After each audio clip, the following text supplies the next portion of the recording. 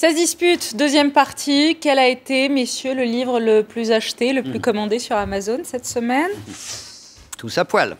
Tous à poil, popularisé par Jean-François Copé, qui a donc poussé son coup de gueule contre ce livre qui appelle les enfants, les parents, les maîtresses à se mettre à poil. Accusé par le gouvernement de valider la pensée du Front National et de ne pas se comporter en républicain, et défendu par l'UMP sur tous les plateaux de télé. Regardez, écoutez bien l'élément de langage. Le rôle de l'école, là nous sommes unanimes dans notre famille politique pour dire que le rôle de l'école, c'est d'apprendre à lire, à écrire et à compter. Pour moi, les enseignants sont là pour apprendre à nos enfants à lire, à écrire, à compter, à maîtriser les savoirs fondamentaux. Moi, ce que je souhaite, c'est que l'on apprenne prioritairement à lire, à écrire, à compter à l'école. Voilà, c'est ce qu'on appelle un élément de langage. C'est bien parce que c'est dans le même ordre. Il n'y en a pas un qui a dit compter, lire et écrire. Non, ils ont bien retenu la leçon. Problème. Un extrait du site internet de l'UMP en 2011 évoquait et encourageait la théorie du genre dès l'école et dès la maternelle, avec les mots qui font sursauter Éric Zemmour. Il faut aider les filles et les garçons à percevoir positivement leur genre et celui du sexe opposé. L'UMP s'engage alors à casser les stéréotypes dès l'école maternelle. Stéréotypes, genre, petite fille, petit garçon. Najat Vallaud-Belkacem a tweeté, regardez, merci à l'UMP 2011 de soutenir si ardemment les ABCD de l'égalité qu'elle conspue aujourd'hui. Tel est prix qu'il croyait prendre Éric Zemmour pour Jean-François Copé, malheureusement. Oui. Faut faire attention quand on copie, faut bien copier.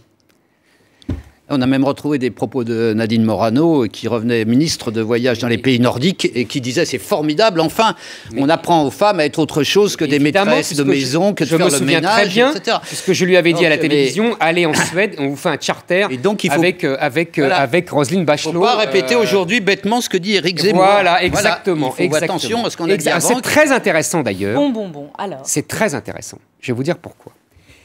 Parce que d'abord, vous remarquez qu'il y a eu une dérive du débat à cause de Jean-François Copé. C'est-à-dire que Copé a vu l'émotion, parce que c'est un malin, il a regardé, il a vu que ça explosait de partout contre les ABCD, tout ce que j'ai expliqué depuis 2 semaines, et moi et d'autres d'ailleurs. Il a vu son calendrier, on était à 5 semaines des municipales. Voilà, exactement, et donc il a voulu faire un coup. Mais, et c'est là que ça devient intéressant, comme Copé, depuis longtemps d'ailleurs j'avais remarqué au moment de l'affaire Van Est, est très prudent, je dirais pusillanime, face au lobby LGBT. C'est pas la première fois que je le constate. Je l'avais constaté avec l'affaire Van Est, où il avait dit n'importe quoi pour enfoncer ce pauvre Van Est qui ne disait que la vérité sur la Seconde Guerre mondiale et les homosexuels. Donc là, d'une fois de plus, il passe à côté. Il ne prend pas les bons livres. Il ne prend pas les J'ai deux mamans, tous les livres qui poussent à l'homosexualisation, à la dévirilisation des garçons, à l'homosexualisation, au fait que les filles doivent être des garçons et les garçons doivent être des filles. Non, il ne fait pas ça. Parce que ça serait attaquer de front le lobby LGBT qui tient ces réseaux-là. Il prend tout à poil. Et il me prend tout à poil, qui n'a aucun intérêt en vérité. Et du coup, Léa, 30 secondes. Non, moi, 30 secondes, je finis. Parce que ça permet, et c'est là que ça m'amuse beaucoup, il y a une alliance objective. Ça permet à la gauche de renchérir en disant, vous voyez, c'est le retour de l'ordre moral, c'est les puritains qui reviennent. C'est grotesque. C'était pas du puritanisme. Moi, c'était simplement, je m'élevais contre le fait de vouloir détruire la norme hétérosexuelle. Les thèses d'Éric Fassin et compagnie. C'est ça le vrai sujet. C'est pas l'ordre moral, on est passé par McMahon. Je comprends que ça gêne, Eric. Je comprends que ça gêne. Mais simplement, moi, j'ai pas la même analyse. Mais parce que c'est une habileté à 2 balles. Parce que c'est l'UMP qui a introduit la théorie du genre à l'école. C'est l'UMP qui a introduit les associations LGBT dans l'école, ce qui est un scandale. Et c'est maintenant l'UMP qui veut taper le Parti socialiste. Mais évidemment, ils peuvent pas taper sur ce qu'ils ont fait. Donc tout ça est un jeu de rôle. Je vais vous donner la parole, elle a quand même réussi un truc coupé, c'est qu'on a appris aujourd'hui que Tous à poil était retiré de la liste des outils pédagogiques. Mais il ne faut pas s'arrêter là, parce qu'on voit bien ce qui gêne Eric. C'est parce que Copé, au fond, a dit la vérité de ce qu'il y a derrière tout ça. C'est-à-dire que ce n'est pas, contrairement à ce que dit Eric, uniquement la dévirilisation. Même si c'est important pour eux, c'est leur obsession, leur fantasmagorie, avec toujours le complot du LGBT. Oui, c'est pas un complot. De l'histoire complotiste me sidère toujours. Mais c'est parce qu'au fond, Copé, laisse-moi terminer. C'est bien creuser la taupe des trotskistes. Copé a montré très clairement ce qui était en jeu. C'est qu'au fond, derrière Éric Zemmour et les autres, avance violence, l'ordre moral. Au fond, il ne faut pas s'arrêter là, d'ailleurs. Il faut aussi interdire tous les contes de Grimm, parce que c'est trop violent. Tchoupi va sur le pot, oh là là, c'est scatologique, allons-y. Petit ours brun et ses camarades, ça c'est post-communiste. Allons-y, veut dire, continuons dans la foulée de Zemmour et des McCarthyistes, parce que c'est ça dont il s'agit. Ils veulent nous renvoyer à la messe ou à l'office, et puis après on va voir les putes, parce que voilà, c'est pour l'ordre moral bourgeois. Des putes derrière les voilà, oui, c'est pour l'ordre moral. C'est leur conception de la société. Mais surtout, ne remettons pas en cause l'ordre moral qui, lui, existe. Je veux dire, parce que la théorie des genres, on ne sait peut-être pas vraiment ce que c'est, mais effectivement, la pratique des genres, on voit très bien, ça fonctionne idéologiquement. Ne touchons pas à ça et répétons comme lui, au fond, comme tout ce qu'on a vu tout à l'heure, l'éducation s'est fait pour instruire, etc. Mais aux parents, l'ordre moral à eux, au fond, de maintenir ce qui existe. Alors que dans le rôle de l'école, il y a aussi la transmission des valeurs. Voilà, vous avez été pris la main dans le sac avec Copé. C'est ça qui vous dérange? Pas du tout. Mais Copé, comme d'habitude, c'est comme le pain au chocolat. Copé, c'est la maladresse des habiles, chère à Mauriac.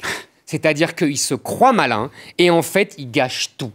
Et il gâche tout parce qu'il ne comprend pas ce qui se passe. Il ne comprend pas les enjeux idéologiques et il a peur de montrer les vrais enjeux. Parce que là, ça l'obligerait à affronter ses vrais adversaires qu'il a protégés. Et parce que vous voyez, depuis une semaine, pourquoi ils tapent sur Copé? Pourquoi Nicolas et les autres disent « Ah, c'est l'ordre moral, etc. » Parce que tout sort. Laisse-moi finir. Parce que tout sort. Il faut lire cette semaine. La presse était beaucoup plus intéressante que la semaine d'avant. La semaine d'avant, c'était les fantasmes, les délires, le Zemmour fou. Cette semaine, qu'est-ce que je lis dans le Nouvel Observateur? Dans le Nouvel Observateur, que Payon a écrit une lettre à tous les recteurs pour les encourager vivement, c'était quasiment un ordre, à demander aux élèves d'aller consulter la ligne Azur. Voilà, on n'en parle plus de celle-là. Et on sort aujourd'hui ce que j'ai montré la semaine dernière, le syndicat des instituteurs qui prône pour les enfants du primaire toutes les histoires de j'ai deux mamans, etc. Vous avez gagné, Eric Zemmour. Mais évidemment, oui, évidemment, comme j'ai gagné. Ils veulent pas, mais comme j'ai raison, ils ne veulent pas reconnaître que nous avons raison. Et donc, Copé leur sert d'idiot utile. Tu vois que cette expression ne t'est pas réservée. Il leur sert d'idiot utile. Comme ça, ils peuvent lui taper dessus en disant c'est l'ordre moral. Ah oui, MacMahon, mais parce que formidable. Là, c'est pas une fantasmagorie, parce que qu'est-ce qui se passe actuellement? Est-ce que tu ne dis pas? C'est que tous les responsables de la manif pour tous, ils font le tour des élus en leur disant dans votre bibliothèque, il y a ces livres odieux là, il faut nous les retirer. Alors les plus hypocrites les mettent en haut maintenant. Voilà, t'as l'enfer maintenant dans les bibliothèques qui disent attention effectivement à un certain nombre d'ouvrages. Mais où on va s'arrêter? Parce qu'ils ont mis en route une machine infernale de l'ordre moral.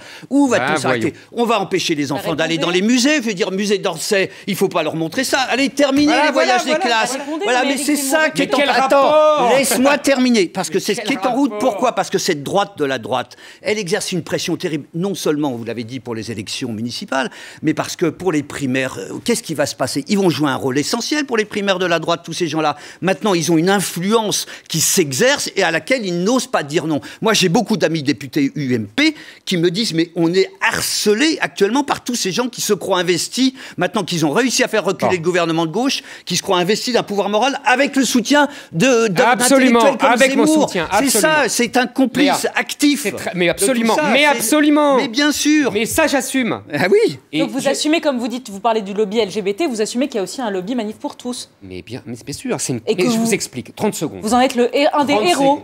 Je ne sais rien, ça, c'est à eux de le dire. 30 secondes, je vais vous dire. Depuis 40 ans, depuis 50 ans, la gauche a noyauté l'éducation nationale. Au début, après-guerre, c'était un discours social. Aujourd'hui, depuis 30 ans, c'est un discours de déconstruction de la nation, déconstruction des sexes, etc. Et maintenant, vous comprenez bien que les gens comme Nicolas s'offusquent que les citoyens osent dire stop. Ose dire arrêtez d'endoctriner un lobby qui est vraiment des citoyens qui valent les autres. Tout à fait. Donc des citoyens osent dire vous comprenez, arrêtez d'endoctriner nos enfants, arrêtez de vous servir de l'école publique pour endoctriner nos enfants avec des idéologies dont on ne veut pas. Ah ça c'est horrible ça.